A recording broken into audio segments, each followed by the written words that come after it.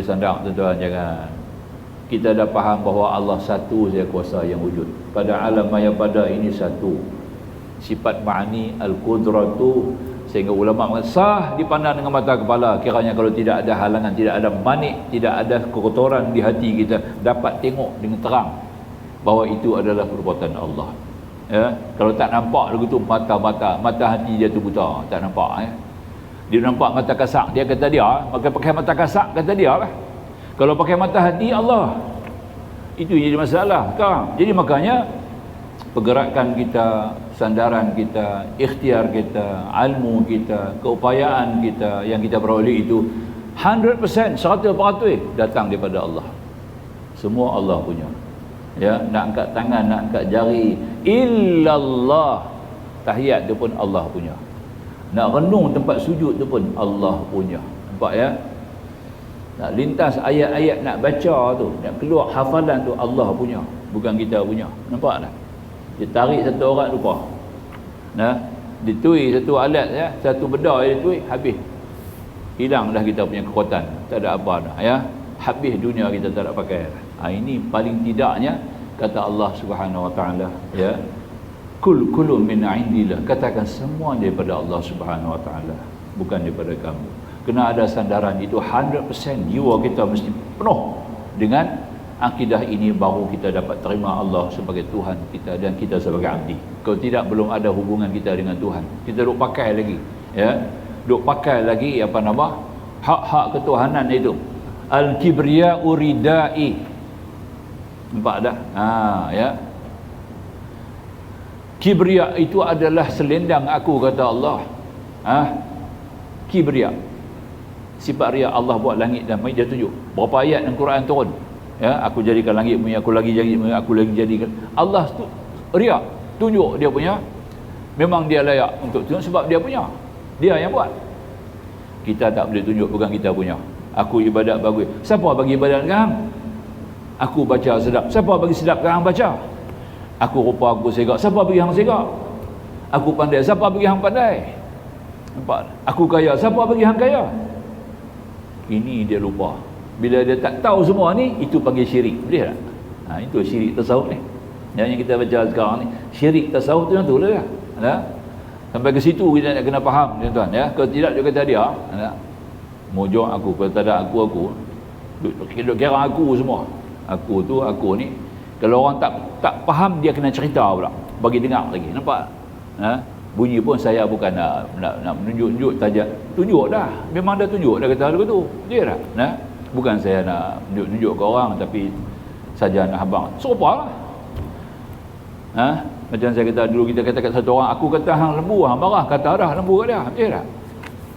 Patut dia kena marah orang tu. Hang kata aku lembu dah tahu. Seperti hang dah kata tadi. Kalau aku kata hang lembu, tentu hang marah dah. Dia duduk kerja, tapi tak kata lagi. Apa tak kata lagi? Dah kata lah. Betul tak? Aku kata hang bodoh, hang marah kat aku. Tapi bodoh lah. Tapi kecakap begitu orang tu tak marah lah, sejuk lengak dia lah. Dia kata, aku lagu ni kalau aku bukan nak kata apa, tapi kalau kata hang bodoh, hang marah. Nampak tak? Tak marah, mesti tak marah ni. Pasti kata lagu tu dia ingat tak ada apa, tapi sebenarnya dia patut kena marah lah. Kawan tu kata dia bodoh. Nampak? Faham kan? Macam tu lah juga tuan-tuan. Jadi apa yang kita nak fikir, misalnya kita mengandalkan kepada kita semua, kepada diri kita. Jalan untuk mensucikan hati kita dari bahaya syirik itu adalah dengan mewujudkan lawannya, iaitu tauhid yang mantap kepada Allah SWT, iaitu kita kena letak tauhid yang 3 di belakang. Tauhid ubudiyah, uluhiyah. Saya sebut banyak kali tuan-tuan. Tauhid uluhiyah, dalam kumpulan tauhid uluhiyah ulama bahagikan 3 kategori. Bukan tauhid dia ada 3 kategori.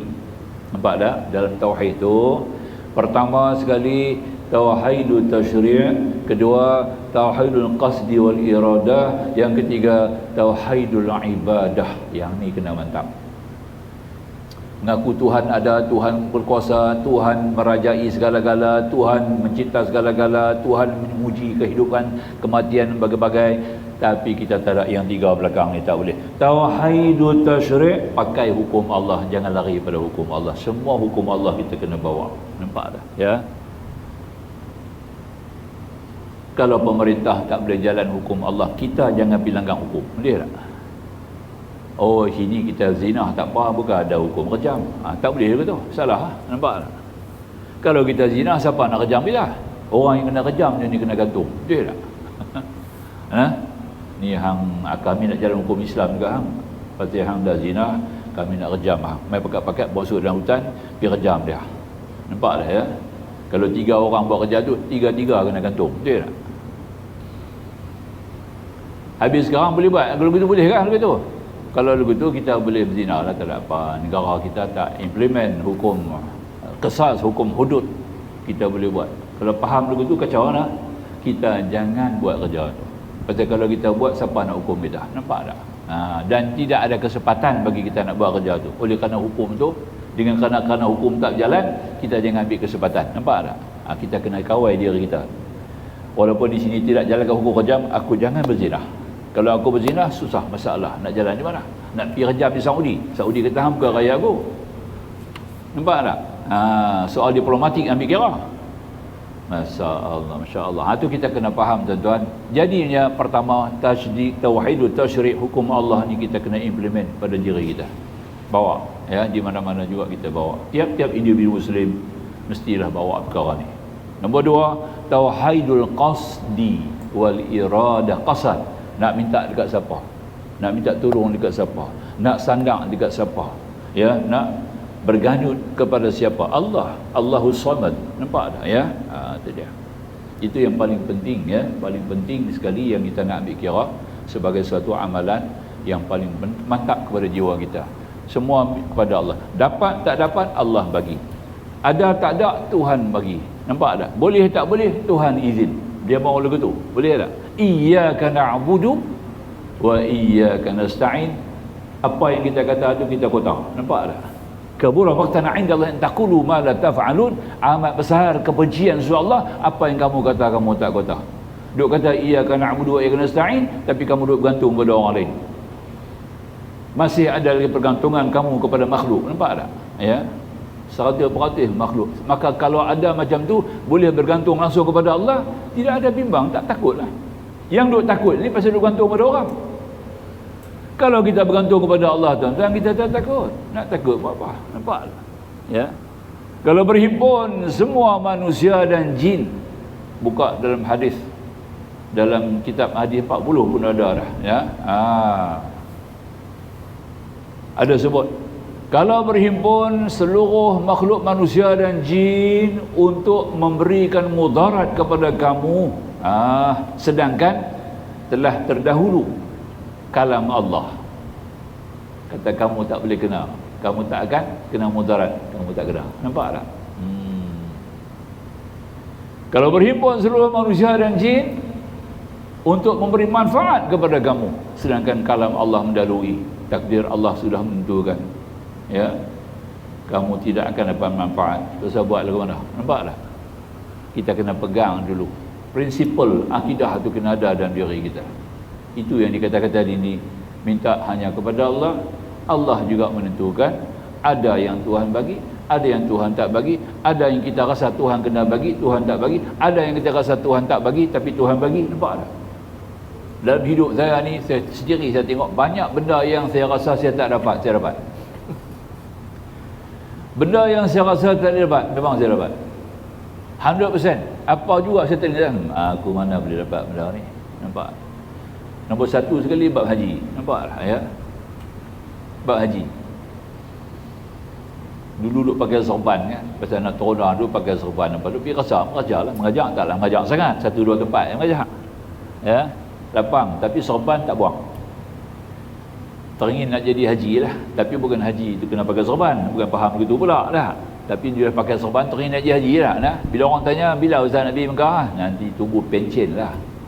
Mana kata confirm. Kalau dekat kerja biasa lagu ni, nah, duk korek kambuh punya kerja, memang tak ada apa-apa. Betul tak?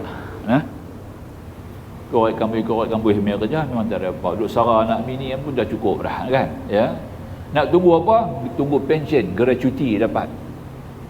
Masa cakap tu umur 25, 26. Nah, masa nak cakap tu Sampailah umur 30 lebih, orang duk tanya tu lagi, kita jawab tu lah. Apa ustaz? Tak pergi Mekah lah. Tapi tahu hukum-hukum semua. Memang aku tahu hukum mengaji. Tapi aku tak boleh pergi lagi. Dalam jiwa ni kata pasti aku tak boleh pergi lagi sebab tak ada jalan. Cara matematik manusiawi matematik manusiawi memang kita tak boleh pergi. Dia tak cukup. Matematik ilahiyah boleh. Nampak tak? Ya. Kalau pakai metafizika Allah Ta'ala boleh. Nampak tak? Ya. Sampailah umur 30 lebih, 38, 39 dulu tu barulah kot. Ya. Mak mentua tengok Hasan pakai serban ni cantik tau dia. Mak kata, mak mentua kata. Nampak tak? Allah cantik saja, macam mana lagu tu lah, mak oi kita nak buat ibadat pakai serban elok lah. Tak mau pergi Mekah. Mana tak mau pergi, tentulah kita nak pergi Mekah lah. Tu dia. Tak kata apa. Dia pun balik rumah. Dia biasa biar dia balik macam biasa. Lepas 2 hari dia main. Ada lapang hari ni dia kata. Lapang mak, jom kita pergi tabung haji Ustaz. Nampak? Betul lah. Ingat nak bawa dia lah. Dia nak pergi daftar lagi. Dia pergi dah 3-4 kali. Nak daftar dia pula. Dia panggil pegawai tu main, tolong daftar daripada 2 orang suami isteri. Terkejut kita. Mak apa pasal ni? Jangan buat kerja ni. Ingat? Tak, aku nak datang apa suruh babi. Nampak tak? Dia bagi package dekat dia. Package masa tu. Anwar Establishment. Nampak tak? Anwar Establishment. 6,700 time tu. Tahun 86. Macam mana nak dapat? Besar duit tu. 6,700. Daftar ada 2 orang. Pi yang tu pi tak berhenti sampai kelar. Nampak? Tu dia. Nampak? Tu siapa nak jangka? Dengan kita punya keupayaan memang tidak ada. Kerana itu di antara satu contoh. Apa yang saya rasa tak dapat, memang tak boleh dapat, Tuhan bagi. Apa yang saya rasa confident saya boleh dapat, memang saya tak dapat. Terbalik pula. Confident saya boleh dapat, memang tak dapatnya. Nampak tak? Confirm. 100% Tuhan nak uji kita. Nak tengok kita punya keupayaan. Jadi kita dapat merasailah ya, secara amaliyah, batiniyah, ya Pak, kita dapat merasai kesan itu daripada Allah. Maknanya kata ketentuan iyyaka na'budu wa iyyaka nasta'in, confirm, betul. Nampak tak lari? Boleh lah. Kita nak pakai ilmu ni tuan-tuan, baru hidup kita senang. Hidup kita akan berjalan dengan begitu lancar. Dan yang ketiga, yang kata tadi ini, setiap yang datang daripada Allah, yang wujud daripada Allah, yang merupakan makhluk, apa juga yang ada dengan kita semuanya ini adalah bagus, baik, betul. Apa juga yang Tuhan buat semua perfect. Sebab yang buat tu adalah Maha Bijaksana, lagi Maha Pengasih, Maha Latif. Nampak tak ya? Dia tidak ada silap. Apa Tuhan buat semua betul. Tinggal lagi jangan kata Tuhan buat babi itu betul, boleh makan. Yang tu tak boleh. Jangan pergi kata begitu pula. Allah buat babi, dia tahu pasal apa dia buat. Dia buat iblis tu lagi teruk. Nampak tak? Ya. Allah amat mengetahui kenapa dia buat iblis. Kita belum selam, tak dapat menyelami rahsianya. Kita kena kaji sampai kita jumpa. Nampak tak? Ya. Di mana nak jumpa ayat dalam Yasin ada. Alam a'ad ilaikum ya bani Adam alla ta'budu syaitan innahu lakum aduwwum mubin. Tidakkah kami ambil perjanjian kepada anak Adam ya, la ta'budu syaitan, jangan kamu taat kepada syaitan. Innahu lakum aduwwum mubin, dia musuh kamu yang paling terang. Musuh yang paling terang. Musuh sama-sama kita pun kita tak nampak lagi. Tapi musuh ni paling terang. Allah Ta'ala kata, cek apa yang dimasuk dalam mubin tu. Terang ni kot mana? Yang ni kita kena cari lah. Iblis tu terang kot mana Ustaz? Allah Ta'ala sebut. Cuba tanya ke Tok Guru, suruh dia jawab lah. Apa yang terang tu? Nanti satu hari kita bagi tahulah apa penerangannya. Orang tanya kat satu orang, ulama saya jumpa di Indonesia, B. Arifin. Orang tanya kat dia dalam satu kuliah, Kiai, ayat Yasin bunyi macam ni lagi. Apa artinya itu syaitan yang katakan musuh kita paling nyata? Dia kupas, ya Allah. Dekat 1 jam dia main kupas tang tu Tolak mai, dekat 2 jam baru habis kuliah dah. Nampak dah ya? Tak rasa habis. Ya? B. Arifin. Tentang ada buku dia, kitab dia tulis kan? Cantik dia tulis. Hidup sesudah mati, buku dia masyhur. Hidup sesudah mati. Itu buku dia. B. Arifin nama dia, tuan-tuan pergi beli. Ya, nah. Lagi satu, mengenal Tuhan. Ada 2 jilid dia tulis. Mengenal Tuhan, beli, baca, dia punya. Bagus. Dia ahli sunnah wal jamaah, ulama besar dan Nahdlatul Ulama, persatuan ulama Indonesia yang terbesar di dunia. Tu, tu kita bicara lagu tu. Dan apa nama kata musannif, dengan demikian tersapulah hal-hal yang menyebabkan kita lalai dan lupa kepada Allah. Itu nombor 3, makna kita serah, semua Tuhan buat betul. Yang keempat, tunaikan apa yang Tuhan suruh, yang diwajib, yang diharam, semuanya kita jalan patuh. Dan yang kelima, mukhlishina lahuddin. Itu syarat modal yang paling besar, modal perniagaan kita nak berniaga dengan Allah, ya. La tijaratan tunjikum min azabin alim. Tidakkah aku tunjuk orang perniagaan yang tidak membawakan rugi kamu dan boleh menyelamatkan kamu daripada azab yang keras? Apa dia? Mukhlishina lahuddin, ikhlas kepada Allah. Tak ada ikhlas, habis berniaga kita fail. Nampak tak? Kita sekarang sedang berbisnes dengan Allah, berniaga dengan Tuhan. Nampak tak? Sebab tu kita ada gandaan, buat ni dapat apa, buat ni dapat apa. Interest kita harap semua Tuhan bagi interest, betul tak? Ya? Jadi kita nak dapat interest daripada Allah, kita kena ikhlas. Mukhlishina lahuddin, 5 perkara ni. Yang kelima, ikhlas. Barulah kuliah kita baca tu dapat separuh pahala. Dia punya pahala dapat separuh. Nampak tak? Orang baca kuliah Ayyuhal Kafirun dapat separuh pahala besar. Macam mana separuh pahala kalau dia tak faham 5 perkara ni? 5 perkara ni tak faham dan tidak menghayati, macam mana kita nak dapat separuh pahala kuliah, ya? Macam tabarakalladzi, baca tabarakalladzi, indah daripada azab kubur. Tapi dia tak pernah tanya pun apa makna tabarakalladzi tu. Kacau nah. Tabarakalladzi, Nabi kata surah ni boleh menyelamatkan pembacanya daripada azab kubur. Kan? Bukan suruh baca saja, suruh tengok isi dalam tu. Dalam surah ni punya isi pengajaran lah yang boleh menyelamatkan kamu daripada azab kubur. Faham tak? Bukan baca saja lah. Tak dah. Dah kuasai ilmu tu, kita baca ada isi lah. Ni duk baca, tiap-tiap malam duk baca lah ni, banyak masjid duk baca. Tapi dia tak tanya balik, tak buka tengok apa makna dia. Ya. Dan tidak dapat menghayati. Dia buat kerja-kerja langgar dengan apa yang ditunjuki dalam ayat tersebut. Macam mana nak dapat daripada azab kubur? Ya. Jawapan dia ada dalam surah Alif Lam Mim Tanzil Sajadah. Itu dia. Ya. Jawapan Al-Mulk ada dalam As-Sajadah. Sebab tu Nabi baca dua-dua surah tiap-tiap malam. Faham ya? Tiap-tiap malam 2 surah ni Nabi baca. Patut masjid-masjid kena baca 2 surah ni lah. Pakai tak ID pula baca lama. Nampak tak? Itu orang kita pula. Takat tu dulu insya-Allah tuan-tuan, kita akan sambung kepada muka surat 783 atas sekali, apabila hati kita telah suci daripada syak, insya-Allah. Aqul qauli hadza astaghfirullahal azim li wa lakum. Akhirul kalam wallahu subhanahu wa ta'ala a'lam. Bismillahirrahmanirrahim. Alhamdulillah wassalatu wassalamu ala Rasulillah wa alihi wa sahbihi ajma'in.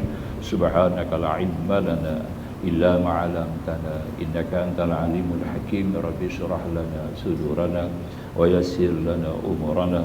ربنا زدنا علما وارزقنا فهما. ربنا آتنا في الدنيا حسنة وفي الآخرة حسنة وقنا عذاب النار والحمد لله بالعالمين. والسلام عليكم ورحمة الله وبركاته.